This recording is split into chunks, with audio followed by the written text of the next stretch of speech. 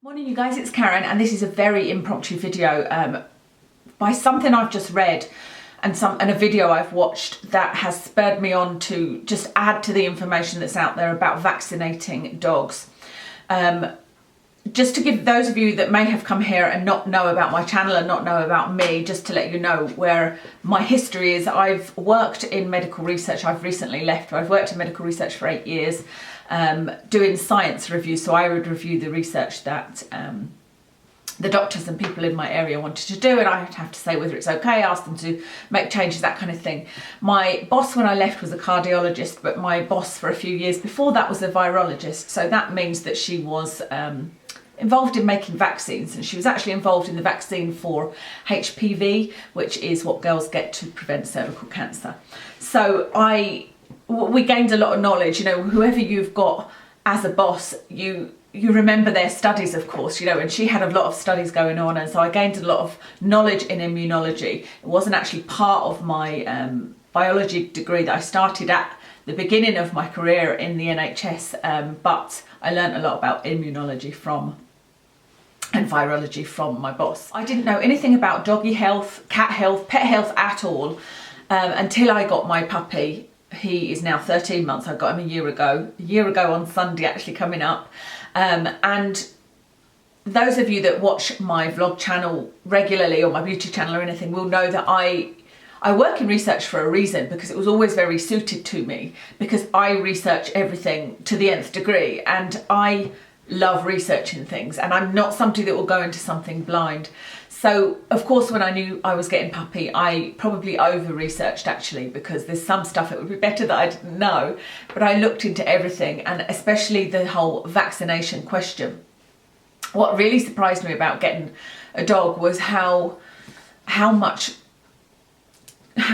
controversy there is. That's the word I was looking for. How much controversy there is out there, and how many different opinions there are on literally every single subject.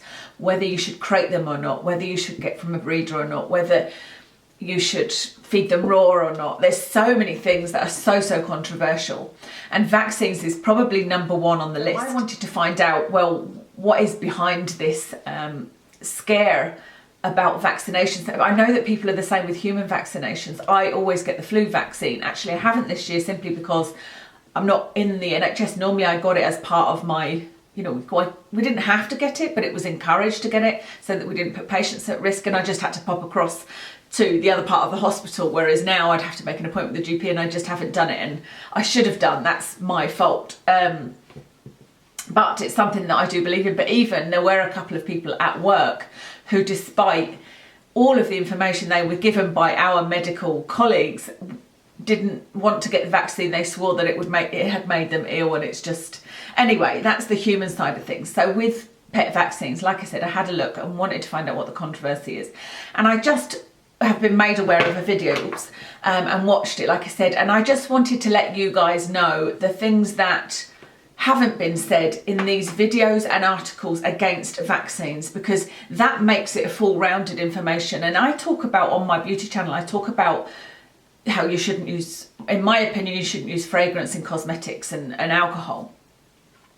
But I feel like you need to get the whole information, and then you need to decide for yourself. I'm not here to say this is right, this is wrong. I'm just here to give you more information. And it's not that the videos that I've watched or the articles I've read are wrong. I just feel like they're missing out key points. And so I wanted to let you know what my opinion was and why I choose to vaccinate Watson every year. So I thought I'd just take a few key points from what people are saying is the risk, and tell you why I'm not concerned about that. So the first one is that a lot of people say that vets are doing it to make money.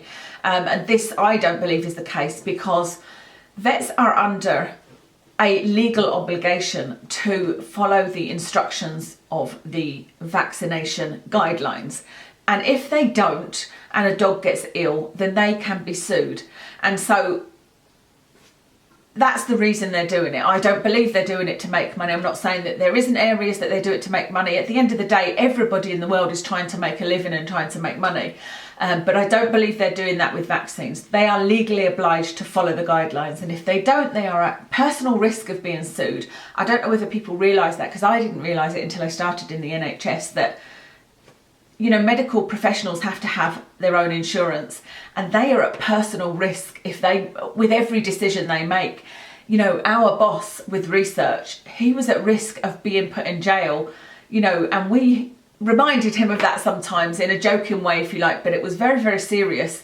Decisions that vets make can land them in jail if they don't follow the guidelines. So that's my feeling on they're doing it to make money. I think the big thing is not necessarily 100% against vaccinations. What they seem to be saying is, and it makes me laugh, a lot of these videos say they have known for years that vaccinations last 5 to 7 years. It's such a general statement. Who is they? I would like to know. They have known for years. Many, many people have known for years that some vaccinations last longer than a year in some dogs. So can you see how that's a completely different thing to they have known? It's like they're saying the vets know that these vaccinations that they're giving them annually actually last for 5 to 7 years. So they're just giving them anyway to make money. That's so not true at all. The truth is that yes, some vaccinations last longer than a year in some dogs, but there is no way of knowing exactly how long a dog is immune for. And so what I'm saying is there is an element of truth to that, but it's not quite as straightforward. There isn't just one vaccine. We're not talking about one vaccine here. There's many different vaccines given with many different things in them. So yes, there's an element of truth, but that's not quite the full picture. Every dog reacts differently. The guidelines haven't just come from nowhere. The guidelines have come from research and from knowledge from people with, you know, a degree in immunology, not just somebody that has a holistic approach, if you like, without the actual scientific knowledge to back it up. The other thing to say about this whole yearly vaccination thing is, if you're going to decide that you don't want to vaccinate your dog, 'cause this is what my worry is, that I looked at the comments on the video that I watched, and a lot of viewers are actually my subscribers as well. And they were kind of like, oh, I didn't know this is new, and I just worry that they are then going to not vaccinate their pet without having the full information. Please make sure you know exactly what is in the vaccinations your pet is getting, because again, they're saying that they're getting vaccinated every year and they don't need it. They're not vaccinated with the same thing every year. You're a vet, and it was the same working in research. We had to really, a big part of my job was looking at the consent form and the information sheet that the patient got and deciding how much information they needed to know. And you might think that you need to know every single thing that's going to happen to you in a research project. And there are a certain amount of things that you legally have to know. But to tell you exactly every risk and every in and out, firstly, you wouldn't understand it. And secondly, it would cloud the judgment that has already been made from a scientific point of view that the benefit outweighs the risk. And so what I mean by that is you're not going to get a detailed list of everything that's in the vaccination that your dog is getting every year, your dog or cat. But if you ask, I'm pretty sure they will tell you they're not getting the same vaccination each year. They don't get the same thing every year. They get vaccinated every year for not only different diseases, but different strains of diseases. So for example, when you get the flu vaccine every year, it's updated and it's added to with new strains of flu that have been found. It's the same with parvo and all of the other vaccines for pets. They will be updated with new strains, and so they're not always getting the same thing. And like I said, there'll be some, I don't know the exact facts, but say for example distemper, that might be one that they know, well, this one lasts 3 years, so they only get that one every 3 years. But parvo is one that they get every year. It's not a case of they get every vaccine. Something else I wanted to mention about is research. Research is a word that is used in defense of somebody's opinion. I feel like a lot of people say research has shown, but they never talk about, well, what is this research? And you have to look at the research and where does that come from. So the research, a couple of people have quoted Naturally, I think it's called Naturally Dog or Dog Naturally, something like that, magazine. But when you have a look, nobody with any qualifications has written articles. I can't find details of what they've written. I've looked at sources for research that's been quoted and the website no longer exists.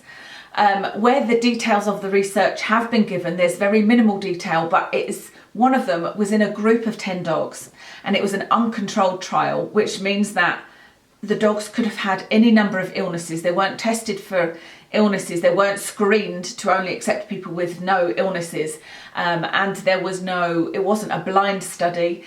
This might not mean much to you, but working in research, what I learned, the key thing I learned was that for a research to have meaning, I couldn't just try something out on my skin and say, this product is wonderful, this moisturiser is amazing. I had to try it out.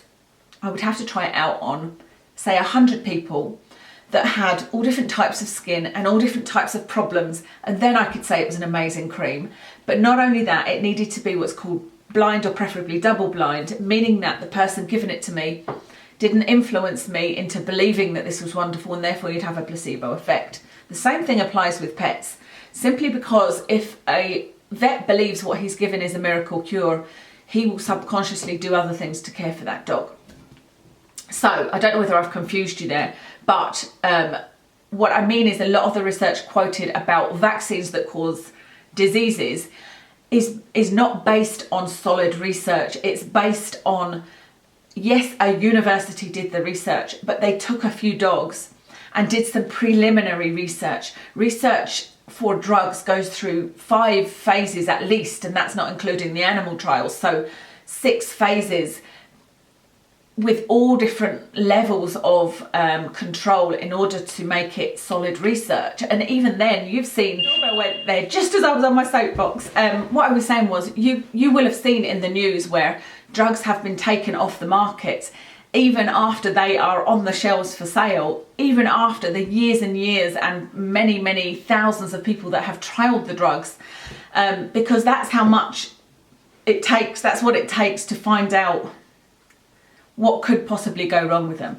So for somebody to say that their dog had this after getting a vaccine and it was caused directly from the vaccine is just not fully informed. There would need to be many, many more trials, and there's not enough animal research done in that field, in my opinion. I don't mean research on animals for cosmetics, I mean testing animals the way that we do with humans, the way that we do our research, getting people to volunteer to have drugs that don't do anything horrible but that are, novel medications.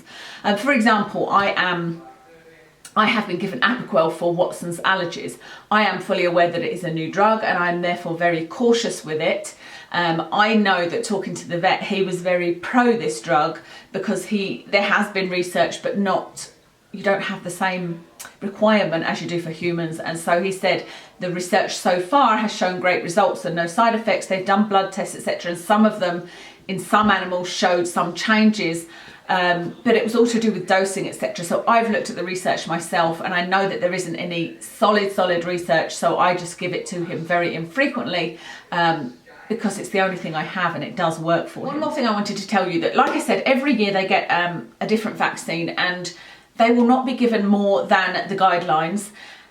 But the other thing to note is that some dogs will stay immune for longer, but not all dogs, and there isn't a clear-cut way of telling. For some of the vaccines, there is a way of testing, and I think you can request this from your vet, but it's not for every vaccine, but you can request a blood test before getting the vaccine to see if they have antibodies and whatnot, and therefore you can control it more. But obviously that will cost you more because there is more testing being done, and it's not done for free. They need to pay for these things. So you can do that with some of them. So if you want to look into it more, that's the way you can. You can ask your vet, which of these vaccines could I blood test for to see if they have antibodies for, and maybe avoid in my dog.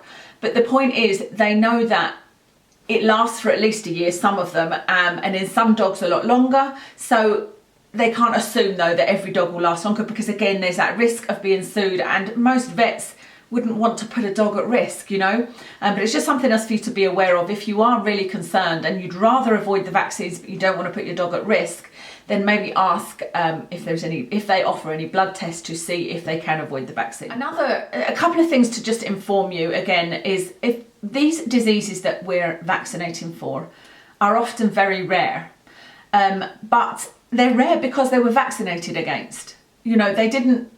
just fade out on their own. They faded out because they were vaccinated against, and therefore it reduced and reduced and reduced, the same way as with smallpox, etc.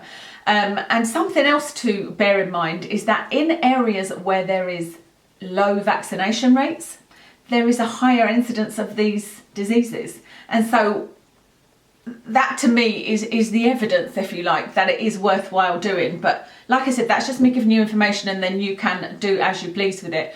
I'm pretty sure this is going to be a very, very controversial video, and I'm prepared to take the backlash. But hopefully people will have heard what I'm saying, in that I'm not telling you what to do. What you do is up to you. My opinion is up to me, your opinion is up to you. I'm telling you how I came to my opinion. I'm just saying this is from my experience working in research, from my experience of looking at my own research for pets, because obviously my research was in humans.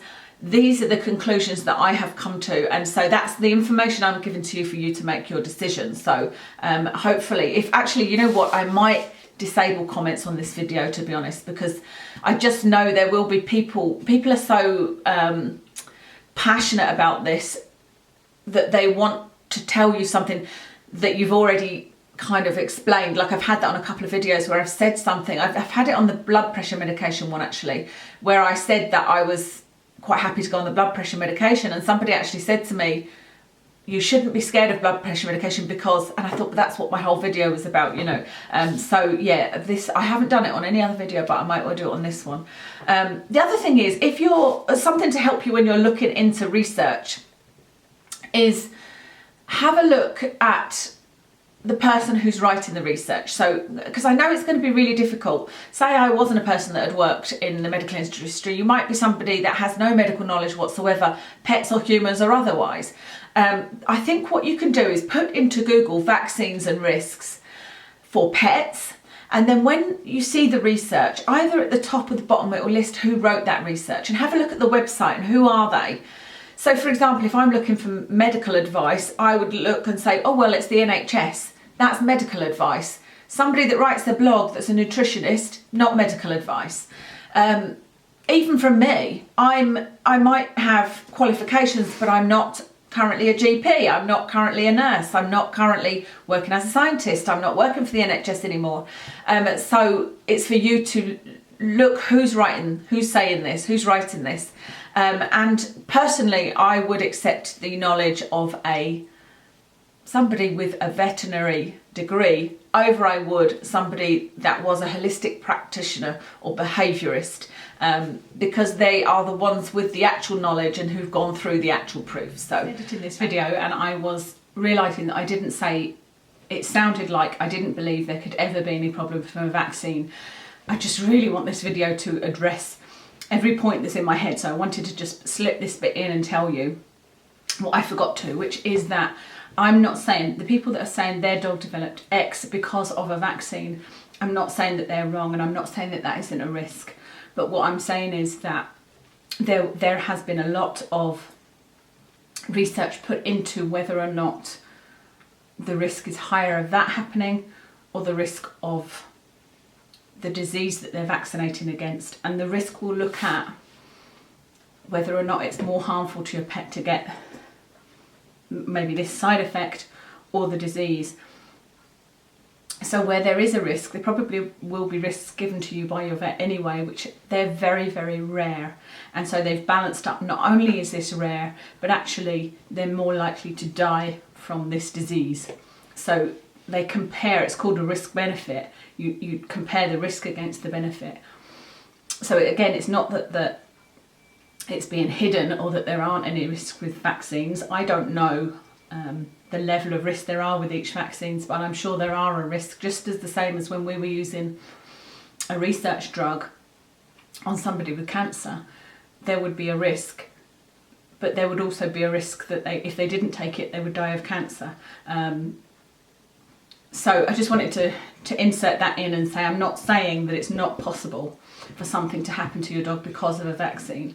I'm saying that firstly, you can't immediately make the leap from he had the vaccine yesterday, something's happened to him today, therefore it's connected to the vaccine, because that would take years of of proof. There's so many other things to take into account with that, and what I'm saying is if that does happen, even if it were proven, it is most likely that it would have proven more fatal or reducing the quality of life of your pet to have the disease. Hope that makes sense. Any questions? And I have disabled comments. I'm not sure whether I will or not. I might see what people say, because I think people will appreciate this extra knowledge. I think people that are sensible will want to look at both sides. This to me is just a lifelong, it's the problem with the world. I'm going to tell you what the world's problem is. The world's problem is that everybody is very tunnel visioned to me, and nobody wants to see the other side. You know, it's the same with fundamentalism. Why can't everybody look at both sides of the picture and understand both sides? And I think it's you do this in your daily interactions with people. You only treat them from what your experiences are, and you don't stop to think what's happening with them, and you know, why are they reacting this way, etc. We've got to look at both sides of the coin. And so, like I said, I'm not telling you that I think you should or shouldn't vaccinate. In my opinion, I'm going to vaccinate my dog, and I think that people should vaccinate, but it's up to you to take the information I've given you and decide for yourself. So I'm going to stop rambling now because I could probably go on for a while. But yeah, I hope you found this informative. Like I said, if you've got any questions, put them in the comments below if they're enabled. If they aren't, my social media is there. You can feel free to come and ask me a question there, because the thing with that is it will be, you know, even more public with this, and I can just remove it if it's an unnecessary comment, but hopefully that won't happen. Thank you very much for watching today, and I'll speak to you again soon.